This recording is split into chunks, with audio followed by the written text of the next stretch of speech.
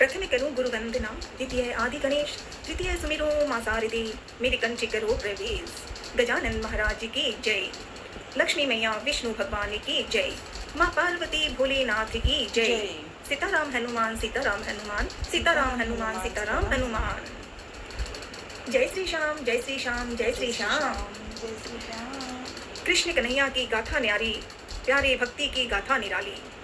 आज कृष्ण जन्माष्टमी, कृष्ण जन्माष्टमी की ढेरों ढेरों ढेरों शुभकामनाएं और प्रेम भाव के साथ लाडले कान्हा, देवकी वासुदेव के लाडले, नंद यशोदा के लाडले कान्हा, आपको ढेरों ढेरों बधाई। मनन और प्रार्थना। आज जन्माष्टमी है तो लाडले कान्हा का जन्म का उत्साह हो रहा है। तो कान्हा के ही बचपन की जन्म जब लिया कान्हा ने, तो कैसे कैसे उनके जीवन में हम सबके मन में तो खुशियां थी। कान्हा कान्हा कान्हा, लड्डू गोपाल लड्डू गोपाल लड्डू गोपाल, नंद के आनंद भयो जय कन्हैया लाल की, नंद के आनंद भयो जय कन्हैया लाल की, नंद के आनंद भयो जय कन्हैया लाल की, हाथी घोड़ा पाल की जय कन्हैया लाल की। लाला को तो हम अपने लिए खाली खुद के भले के लिए हम कहते हैं लाला लाला लाला, लेकिन लाला ने हम सबको हमेशा खुशियां दे रहे हैं। नाम लेने की जरूरत है। हम कहें कान्हा तो खुश, हम कहें राधे राधे तो खुश, और हम कहें श्याम श्याम श्याम तो वही नाम, अर्थ एक प्यारा रिश्ता। आज की लाडली जन्माष्टमी के ऊपर कान्हा ने जीवन को कैसे शुरुआत की, जरा बातें सिखाना लाला, ठीक है? तो श्री कृष्ण जन्माष्टमी में कान्हा का जन्म कब और कैसे हुआ? द्वापर युग में भोजवंशी राजा उग्रसेन का मथुरा में शासन था। वह बड़े ही दयालु, प्रेमी, भक्ति करने वाले और सबकी सेवा करने वाले थे। वो प्रजा ऐसा वो सबका भला करते थे कि पूरी प्रजा भोजवंशी राजा उग्रसेन से सब खुश होते थे। लेकिन उनका पुत्र कंस उनका पुत्र कंस नाम भी था और कंस काम भी था। वह हमेशा लोगों के लिए कष्ट, मुसीबतें और कई बार तो ऐसे ही समय बिताने के लिए लोगों को तकलीफ देता था कंस, और हमेशा अपनी प्रजा को किसी न किसी प्रकार से कष्ट देता था कंस। जब उसके पिता को ये सब बातें पता चली तो मथुरा का राजा बनकर उन्होंने अपने बेटे कंस को बहुत अच्छी बातें कही, बहुत कहा कि गलत ना करें। लेकिन कंस का स्वभाव ही बुरा था और वह खुद राजा बन गया, अपने पिता को हटा दिया और खुद बन गया। जब उसके पिता को ये बातें याद आती, मथुरा का राजा बहुत चिंता भी करते थे। लेकिन कंस तो कंस ही था, लेकिन कंस बुरा बहुत था। पर उसकी एक बहन थी, उनकी कंस की एक बहन और देवकी, कंस की बहन का नाम देवकी। कंस देवकी से बहुत प्यार करता था। कंस के एक बहन जो उनके मन में बहुत प्रेम था, जिसे वह अपनी जान से ज्यादा प्यार करता था बहन को। उनकी एक बात कहते ही अगर देवकी कुछ बात कह दे तो कंस हम पूरी तरह से अपनी बहन को प्यार करता था। ये उसकी लेकिन पहले आदत थी, अच्छी थी बहन के साथ, बाकी उसमें बुराइयां थी। तो कंस बहन को प्यार करता था। समय बीत रहा था, विवाह के लायक बन गई देवकी।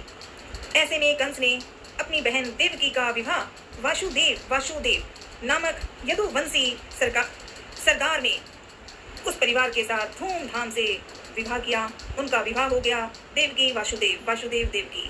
कंस अपनी बहन को बहुत आदर सत्कार प्रेम के साथ विवाह में जो नियम होते हैं, आनंद होता है, वो सब कर लिया।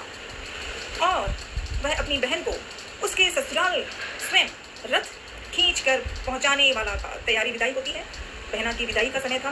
कंस बहुत बुरा था पर बहन से बहुत प्यार करता था। देवकी और वासुदेव जी को विदा देने रथ पर लेकर जाने को तैयार हुआ कंस। जब अपनी बहन देवकी को उसके ससुराल पहुंचाने जा रहा था, तभी अचानक रास्ते में आकाशवाणी हुई।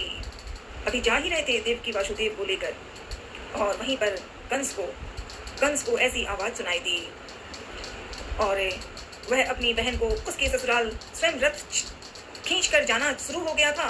और तभी एक ऐसी आवाज आई, ऐसी अचानक रास्ते में आकाशवाणी आई, सुनाई दी आकाशवाणी।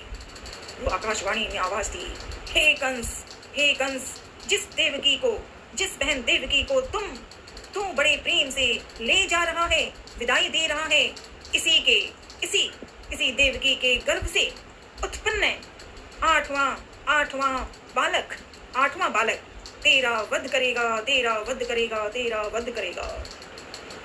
यह आवाज सुनते ही कंस घबरा गया कंस, और अपनी बहन के पति जिनसे देवकी के साथ जो विवाह हुआ वासुदेव, कंस वासुदेव को मारने के लिए टूट पड़ा। कंस बहन के पति वासुदेव को मारने के लिए तैयार हो गया। अब कंस ने जब वासुदेव को मारना चाहा, तब देवकी ने कंस से विनय पूर्वक आदर किया, प्रार्थना की, माफी मांग रही थी। लेकिन कंस ने जो सुना था कि आठवां बालक तेरा वध करेगा, कंस को यही सुनाई दी थी आकाशवाणी। उसने यही कहा था कि इसी के गर्भ में उत्पन्न आठवां बालक तेरा वध करेगा। ये सुनकर कंस अब कुछ नहीं सुनना चाहता। देवकी ने बहुत प्रयास किया अपने पति को बचाने की, उन्हें सुरक्षित रखने के लिए देवकी ने वह प्रार्थना भी की, पर कंस मान नहीं रहा था। तब देवकी की बात सुनकर, भले ही अपनी बहन से बहुत प्यार करता था, पर अब सब कुछ बुरा हो गया।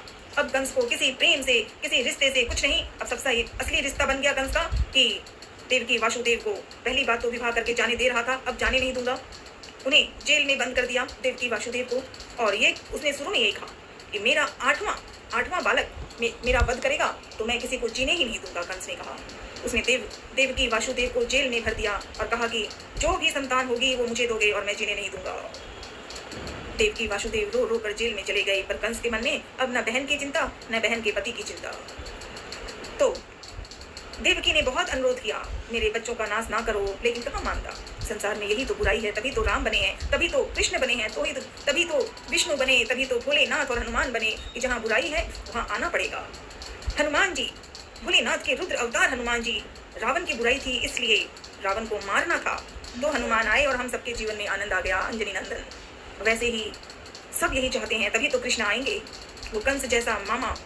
तो देवकी वासुदेव को जेल में रख दिया, और धीरे धीरे दुख तो उनके जीवन का अंधकार था ही।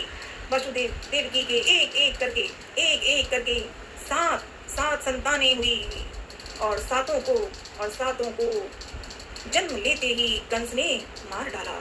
कंस ने अपनी बहन देवकी के 7 संतानों को मार डाला। अब बारी थी 8वें बच्चे के होने की। अब बारी थी 8वें बच्चे का जन्म। कंस ने इस दौरान कारागार में वासुदेव देवकी पर और भी बड़ी कड़े पहरे और अलग अलग तरह के लोगों को वहां खड़ा कर रखा था कि जैसे ही ये 8वां पुत्र होगा उसे मारना है मुझे। वही दूसरी ओर देवकी के साथ जब देवकी माँ का 8वां संतान होने वाला था, उसी समय नंदगांव में नंद की पत्नी यशोदा को भी बच्चा होने वाला था। इधर देवकी माँ का संतान होने वाला है 8वां, और वो कृष्ण, और यशोदा मैया की भी संतान होने वाली थी। तब उन्होंने वासुदेव देवकी के दुखी जीवन को देख 8वें बच्चे की रक्षा का उपाय रचा। जिस समय वासुदेव देवकी को पुत्र पैदा हुआ, कन्हैया की बधाई हो लाडले, वासुदेव देवकी के लाडले की बधाई।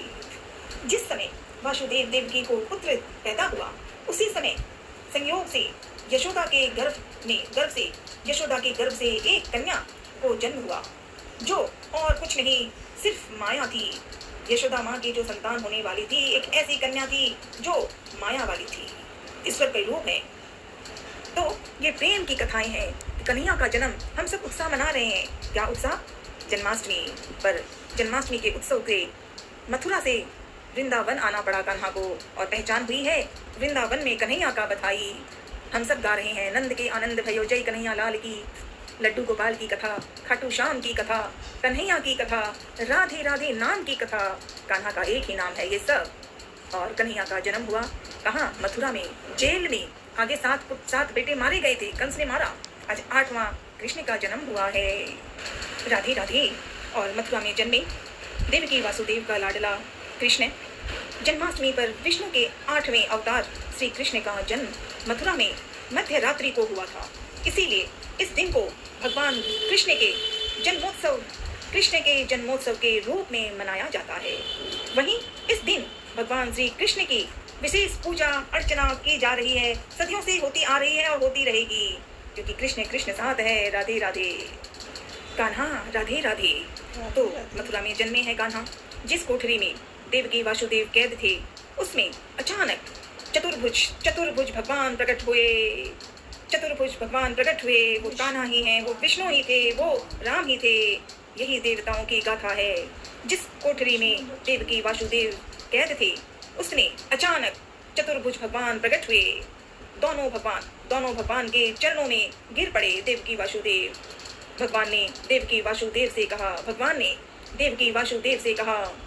अब मैं पुनः नवजात शिशु का रूप धारण कर रहा हूँ। अब मैं पुनः नवजात शिशु का रूप धारण कर रहा हूँ। तुम मुझे, भगवान कह रहे हैं देवकी वासुदेव को, कि तुम मुझे इसी समय अपने मित्र नंद जी के घर वृंदावन में पहुँचे जल्दी, और उनके यहाँ जिस कन्या का जन्म हुआ है उसे लाकर कंस को दे देना। मतलब देवकी को दे देना। कंस मांगेगा और उसको समझ में आएगा कि वो किसी देवी को, कन्या को मारने की बात सोच रहा है कंस। उसे लाकर कंस को दे देना, भगवान ने कहा देवकी वासुदेव को। भगवान जी ने और कहा, इस समय वातावरण अनुकूल नहीं है। आधी रात 12 बजे कन्हैया का जन्म हुआ है। तूफान, बारिश, लेकिन फिर भी तुम चिंता न करो। भगवान ने कहा, लेकिन फिर भी तुम चिंता न करो। जागते हुए पहरेदार सो जाएंगे, गिर जाएंगे। चौकीदार जो भी हैं, जो दासियां हैं, वो सब व्यस्त रहेंगी, किसी को होश नहीं होगा। कारागृह के दरवाजे अपने आप खुल जाएंगे। कान्हा आ रहा है भाई, ये तो होना ही था। जय हो। और उफनती अथाह यमुना नदी तुमको पार जाने का वो मार्ग खुद दे देगी। भगवान ने देवकी वासुदेव को ये बातें कह दी कि अब मैं वापस यहाँ पर ही आ रहा हूँ। कन्हैया बन के ही तो आएंगे भगवान। तो भगवान ने ही कहा कि मैं आ रहा हूँ, अब जल्दी से, अभी थोड़ा समय है तो मथुरा से वृंदावन जाना है। ये कन्हैया मतलब इस संतान को लेकर वृंदावन जाना है, और आप जेल में हैं, पर सुबह सब ठीक होगा, जल्दी निकलिए।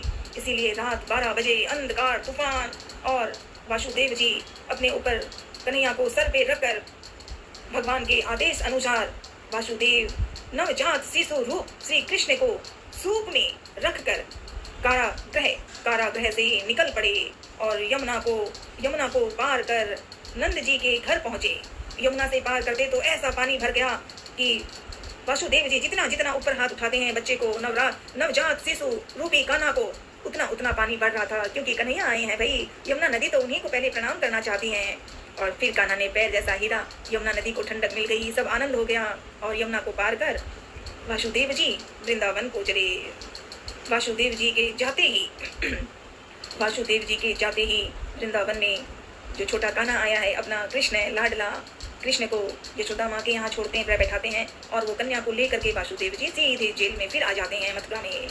और जब वो मथुरा में पहुँच गए हैं वासुदेव जी, तो फिर से वासुदेव जी वही जैसे जेल में काट के रखे थे वैसे बन गए, वैसे ही देवकी माँ बन गई, और वो कन्या लेकर आए थे, उस कन्या को लिए बैठे। फिर से कारागृह में फाटक, जो ताला मारते हैं, फाटक पूर्ववत फिर की तरह फाटक में फिर से वैसे ही बंद हो गया। कंस तक वसुदेव देवकी के बच्चे पैदा होने की खबर सुनते ही भागा, और कंस ने बंदी गृह में जाकर देवकी के हाथ से नवजात कन्या को छीना, और जैसे ही उसने उस बच्ची को पृथ्वी पर पटक देना चाहा, वैसे ही कन्या आकाश में उड़ गई। वो कन्या आकाश में उड़ गई, और उस कन्या ने कहा, अरे मूर्ख, कन्या कह रही हैं, अरे मूर्ख, मुझे मारने से क्या होगा? तुझे मारने वाला तो वृंदावन पहुंच चुका है, और वह जल्द ही तुझे तेरे पापों का दंड देगा। वही कान्हा तुझे तेरे पापों का दंड देगा। और ये बातें हुई। मथुरा से जन्मे कान्हा वृंदावन में पहुंचे, और हम सब जब कन्हैया का जन्मदिन करते हैं तो हम देवकी वासुदेव की बात नहीं आती, हमें आता है नंद यशोदा की लाडले कान्हा का जन्म। क्योंकि देवकी वासुदेव तो अभी जेल में थे, और दोनों माताएं और दोनों ही पिता कन्हैया के हैं। देवकी वासुदेव का लाडला कृष्ण और नंद यशोदा का लाडला कान्हा। आज जन्माष्टमी का उत्सव है, आनंद है, मनन और प्रार्थना। लाडले कान्हा मथुरा से जन्मे हो, वृंदावन में जन्मदिन शुरू हुआ है। ढेरों ढेरों बधाई लाला, ढेरों ढेरों बधाई। लड्डू गोपाल छोटे कान्हा। सदा साथ रहना, सदा साथ रहना, सदा साथ रहना। रात 12 बजे कन्हैया का जन्म होगा। कान्हा 10 बजे तक मनन प्रार्थना करती हूँ। हालांकि व्रत पूजा कहानी प्रसाद ये नहीं आ रहा, पर तुम्हें तो पता है, मान लेना कान्हा। नंद के आनंद भयो जय कन्हैया लाल की, नंद के आनंद भयो जय कन्हैया लाल की, हाथी घोड़ा पाल की जय कन्हैया लाल की, हाथी घोड़ा पाल की जय कन्हैया लाल की। ढेरों ढेरों बधाई, बधाई हो, बधाई हो, बधाई हो। प्रेम और भाव से ढेरों ढेरों बधाई लाला, ढेरों ढेरों बधाई। हर हर महादेव।